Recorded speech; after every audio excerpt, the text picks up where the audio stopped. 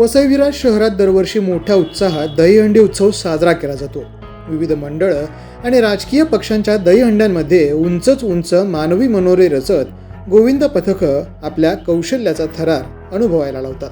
मात्र हा थरार अनेकदा गोविंदांच्या जीवावरही बेतत असल्यानं त्यांच्या सुरक्षिततेचा प्रश्नही तितकाच महत्त्वाचा ठरतो. याच पार्श्वभूमीवर वसई विरार महापालिकेकडून दरवर्षी गोविंदा पथकांना विमा संरक्षण दिलं जातं. यंदा 5 सप्टेंबर रोजी दहीहंडी उत्सव साजरा होणार असून गोविंदांना देण्यात येणाऱ्या विमा संरक्षणाबाबत निर्णय घेण्यासाठी महापालिकेच्या क्रीडा विभागामार्फत आज महापौर अजीव पाटील यांच्या अध्यक्षतेखाली महापालिका मुख्यालयात संयुक्त बैठकीचं आयोजन करण्यात आलं आहे.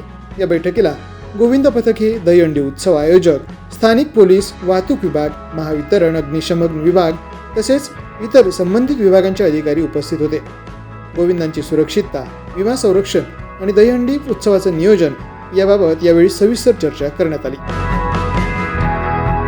द पोलीस न्यूजसाठी नितीन पाटील, वसई.